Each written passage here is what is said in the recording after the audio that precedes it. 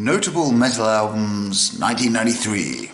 Okay, now this is a pretty incredible year for metal. I think, or extreme metal anyway, is really starting to get its motors turning, so to speak. And in my collection, at least, I'm starting to notice a bit of black metal finally get in amongst the death metal on the notable releases. Obviously, there is tons of stuff that I've missed that I don't own, so please comment them in below, and I'll definitely check everything out. And if I like it enough, I'll add to the playlist. And if not, then the comment will be there, and other people can check it out anyway. So, oh, and if you just want the music, just skip right to the end, and there'll be the 1993 playlist. Okay, so I'm going to start off with a hugely amazing band. Obviously this is later press, but it is Balsagoth, the Apocryphal Tales demo from 1993. I love Balsagoth, one of my all-time favourite bands. I think they're hugely underrated, just for what they've done with sort of, well, keyboards and black metal and pomposity and all the rest of it. But yeah, very unique band, incredible musicians. Yeah, Balsagoth, amazing. So we'll start off with that. Next up, it's that naughty Mr. Varg and a bit of Burzum. Yeah, like all the sort of early Burzum stuff. Funny story about this album in particular, where I used to live in a small Cornish village. One of the pubs, I think the landlord had moved out or whatever, but anyway, it was being sort of run by the bar staff for a while, and one of them was really into Burzum, and I remember walking down a small Cornish sort of village lane and hearing Burzum blasting out of a pub, which is really surreal. He was very hammered behind the bar. It was great. It was a great pub, the Miners. But yeah, yeah, that's cool. So Burzum, you know what's happening with Burzum anyway.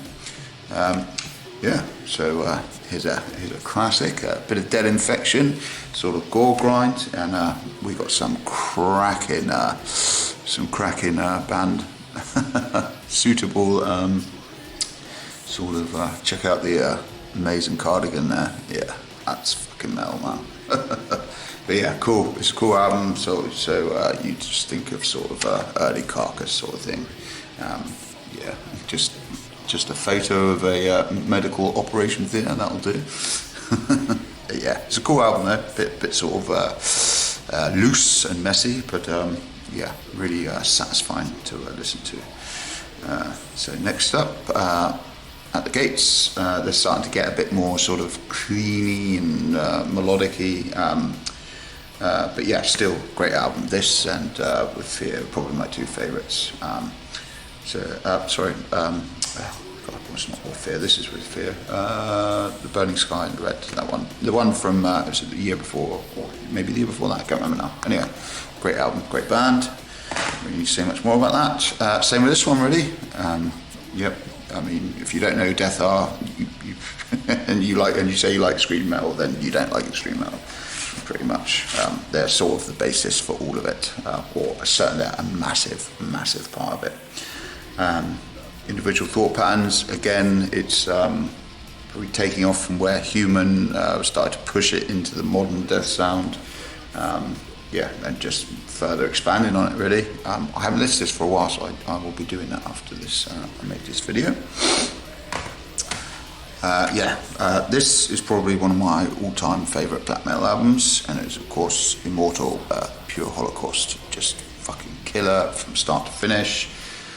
Amazing. I was never that keen on black metal initially, but it's albums like this that really made me get into the genre. And obviously something as far back as this is very sort of orthodox, black metal. I think this is an original Osmos 93 actually. But yeah, what an amazing album. I absolutely love this album. And yeah, I find Immortal a bit sort of, it went down the sort of became a parody of themselves in the end. But back in those days, whew, yeah, amazing.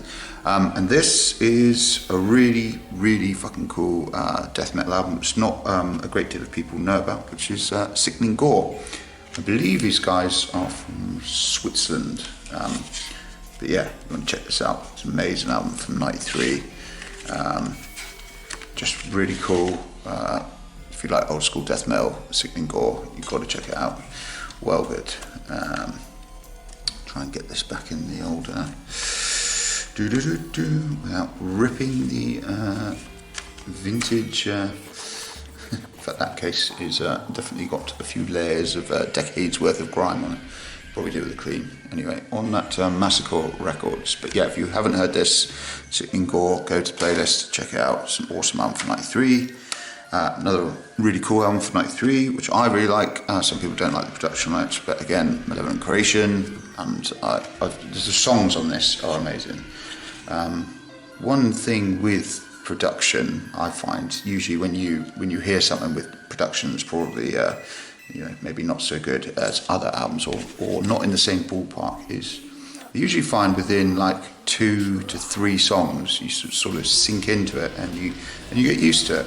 And I think that's all part of the sort of artistic process as well. It might have a bit of a weird or rough production, but then when you sort of get into it, you get into the sound of it, and it's something that not so many bands nowadays do, or not like the big bands anyway. They all sort of follow the same tried and tested methods, which sounds amazing, sounds really good. But yeah, sometimes it is nice to have an album which is a bit out of the ordinary when it comes to the production values. But anyway, great songs. They re-recorded some of the songs off here later on, and they're just great songs.